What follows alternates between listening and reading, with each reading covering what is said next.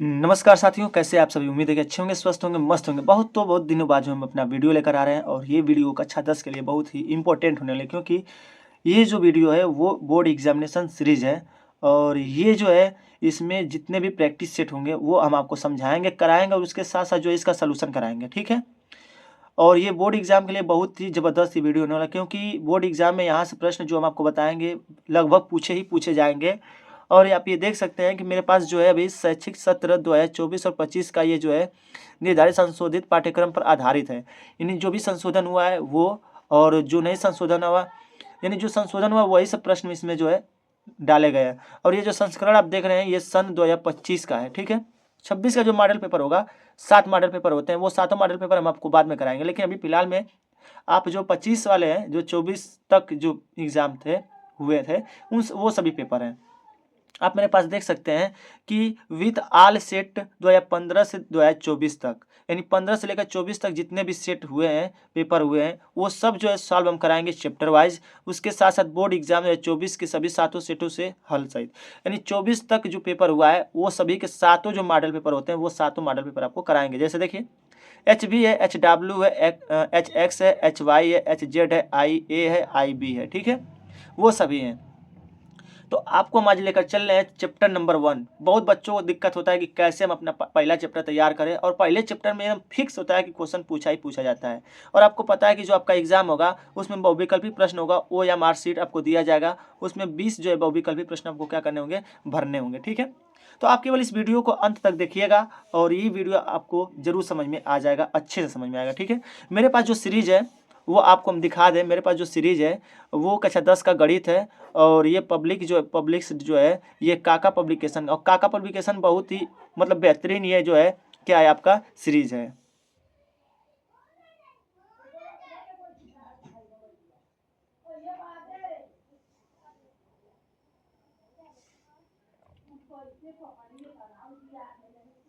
ठीक है, तो चलिए शुरू करते हैं। देखिए आपको थोड़ा सा हम आपको बता दें किस चैप्टर से कितना नंबर पूछा जाएगा, थोड़ा देख लीजिएगा। ये मेरा पाठ्यक्रम है संख्या पद्धति। देखिए संख्या पद्धति कुल 5 नंबर से इसमें प्रश्न आएगा। बीजगणित से आपका टोटल 18 नंबर का आएगा। निर्देशांक ज्यामिति से टोटल 5 नंबर, ज्यामिति से 10 नंबर, त्रिकोणमिति से 12 नंबर, मेंसुरेशन से 10 नंबर, और सांख्यिकी और प्रायिकता से मिलाकर टोटल आपके 10 नंबर। और इस प्रकार से आपके हो जाते हैं 70 नंबर, ठीक है। यानी कि आपके 70 नंबर के पेपर होते ही होते हैं, ठीक है। थोड़ा सा आगे और बेहतरीन तरीके से हम लोग समझने का प्रयास करते हैं। देखिए इसमें जो वास्तविक संख्या है, वास्तविक संख्या में जिसमें कहा जाता है अंगणित का आधारभूत प्रमेय उदाहरण सहित करनी में 2, करनी में 3, 5 को सिद्ध करने के लिए आपका आता है। और फिर आगे आएगा अपरिमेय संख्या का पुनर्भ्रमण, अपरिमेय संख्या का सत्यापन करने के लिए आता है, और ये टोटल 5 नंबर का आपसे पूछा जाएगा, ठीक है। अगला है बीजगणित से। अगर देखा जाए तो बीजगणित से आपका टोटल 18 नंबर का आएगा, ठीक है, 18 नंबर का आएगा। तो सबसे पहले हम लोग शुरू करते हैं पहला चैप्टर, ठीक है। पहले चैप्टर को हम लोग देख लेते हैं कि पहले चैप्टर से क्या क्या है। देखिए आपको हर एक क्वेश्चन को सॉल्व कराते हुए हम चलेंगे। आप आगे ये देख सकते हैं मेरे पास जो है बहुविकल्पी प्रश्न है। मेरे पास क्या है, बहुविकल्पी प्रश्न है। आप ये देख सकते हैं कि यदि 26 156 का लसा 156 हो तो मसा का मान है। अगर ये सब आपको देखना है, जो इसमें इंपॉर्टेंट क्वेश्चन है वो आपका हम जो है पिछले वाले जो है 24 जो एग्जाम हुआ है उसमें हम बच्चों को आपको बता दिए थे। 25 वाले में भी, यानी 25 का जो एग्जाम हुआ है उसमें हम पूरा ये वीडियो कराए हुए हैं, ठीक है। तो चलिए हम आते हैं वो विकल्पी प्रश्न। तो आप देख लीजिएगा, देखिए 24 में पूछा गया है, 24 में पूछा गया है, ठीक है। ये 23 में क्वेश्चन पूछा गया है। तो चलिए हम आपको चैप्टर फर्स्ट पे लेके चलते हैं और यहाँ से समझने का हम लोग प्रयास करते हैं, ठीक है। देखिए अगर देखें पहला क्वेश्चन यहाँ पे, तो आप थोड़ा ध्यान दीजिएगा इस बात को। आप ये देख सकते हैं मेरे पास है, कह रहा है कि यदि HCF 306 657 बराबर 9 हो तो LCM 306 657 का मान क्या होगा। आपको पता है कि लसा गुणे मसा होता है बराबर पहली संख्या गुणे दूसरी संख्या।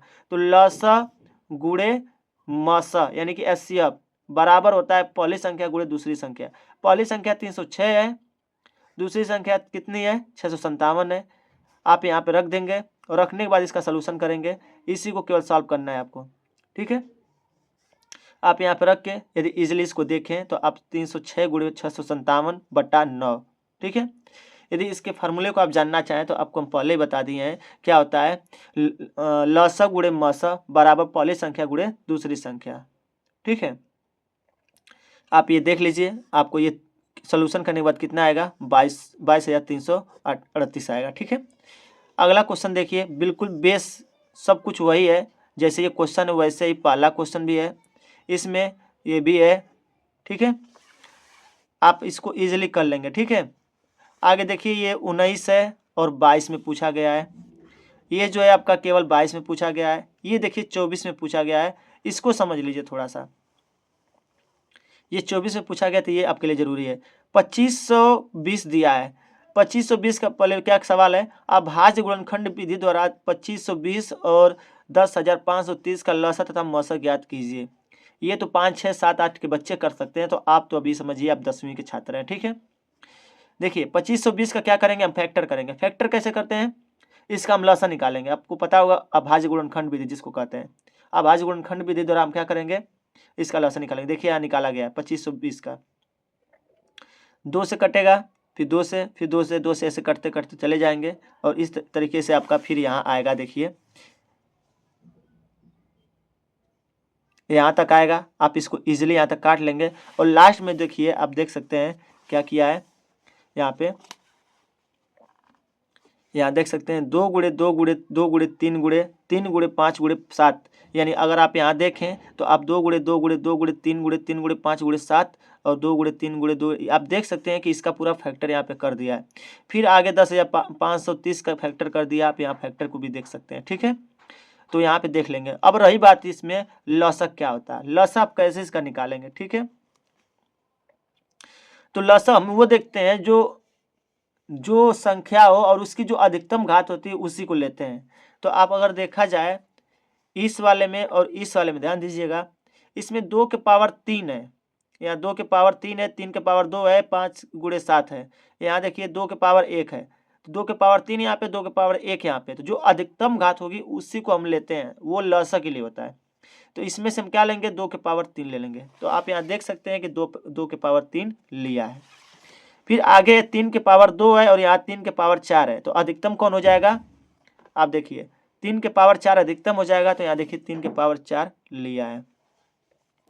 उसके बाद यदि आप देखें तो यहाँ 5 है, 5 के पावर 1 है, यहाँ 5 के पावर 1 है, दोनों सेम है, तो इसलिए इसमें कॉमन क्या होगा, सिर्फ 5 ही होगा। ठीक है, उसके बाद से आगे आप यहाँ देखिएगा, यहाँ 7 है और यहाँ 7 है ही नहीं, इसमें 7 केवल सिंगल है तो 7 को भी लेंगे। ठीक है, 13 सिंगल बच रहा है तो 13 को भी लेंगे। और इस प्रकार आप कह सकते हैं कि इन सब का जो लसा होगा, आप इन सब का मल्टीपल कर लेंगे तो आपको पूरा क्या हो जाएगा, इसका लसा आपको मिल जाएगा। ठीक है, तो ये नॉर्मली क्वेश्चन है, 24 में पूछा था। ठीक है, 24 में पूछा था सवाल।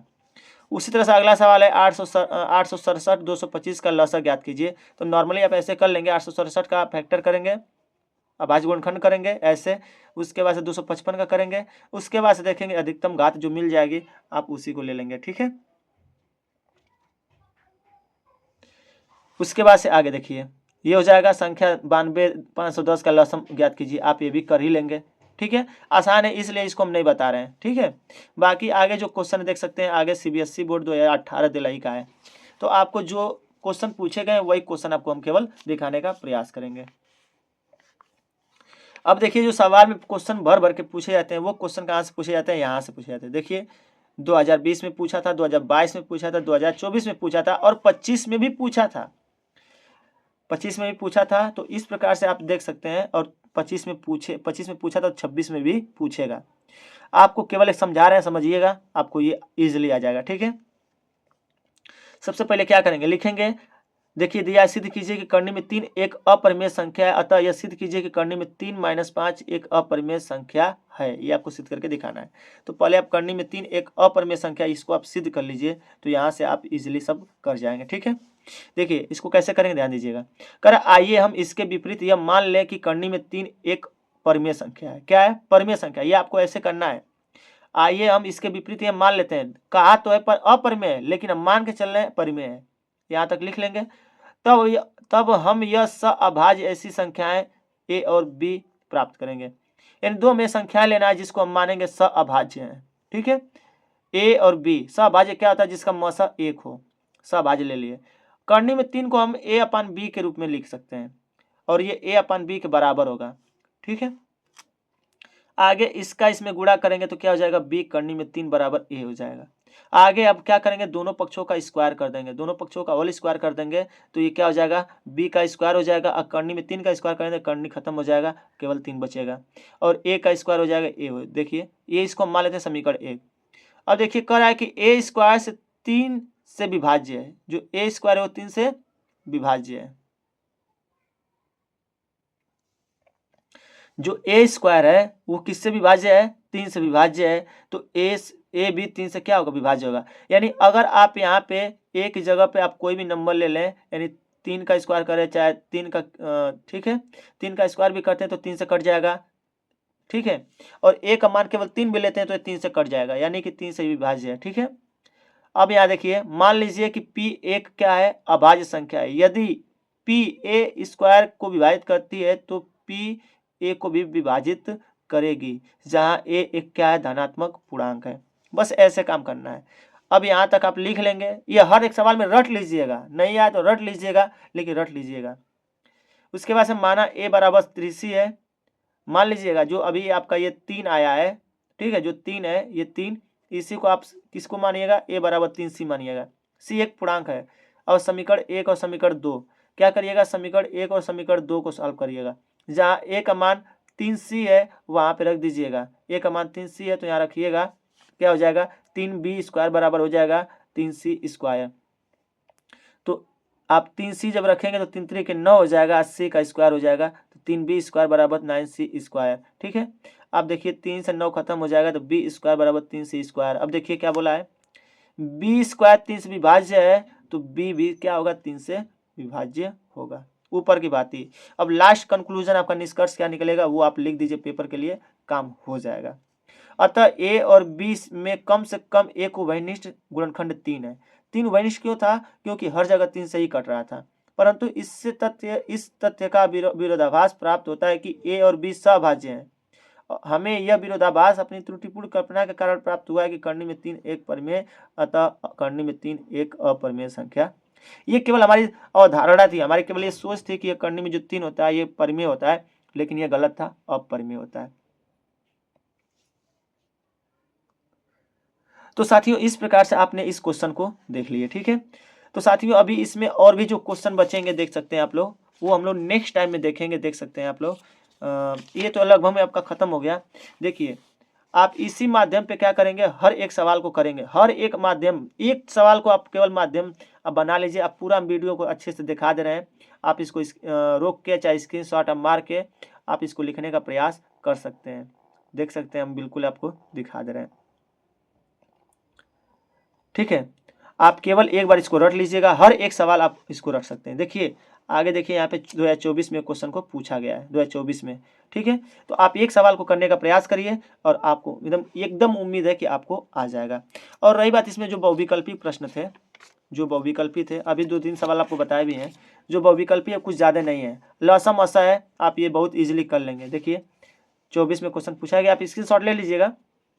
देखिए यहाँ पे 24 वाला क्वेश्चन ये है, 24 ये है, 24 ये है, 17 ये है, सॉरी 24 में भी पूछा है, ये भी पूछा है, ये भी पूछा है।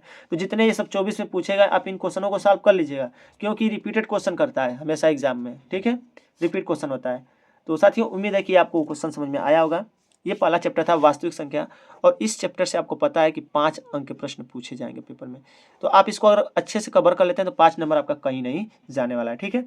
तो साथियों अगर आपको वीडियो अच्छा लगा हो तो चैनल को सब्सक्राइब कर लीजिएगा और लाइक करना ना भूलिएगा, अपने दोस्तों को भी शेयर करिए, ताकि अब हम कंटिन्यू इस पर वीडियो लेकर आने वाले हैं। क्योंकि जब तक आपका एग्जाम नहीं बीत जाता तब तक इस पर हम कंटिन्यू मेहनत करेंगे और आपको भी मेहनत करना है और अच्छे रिजल्ट लाने हैं। चलिए साथियों मिलते हैं अपने नेक्स्ट वीडियो में, तब तक के लिए धन्यवाद। जय हिंद, जय भारत, खुश रहिए, मस्त रहिए, बड़ों का सम्मान कीजिए।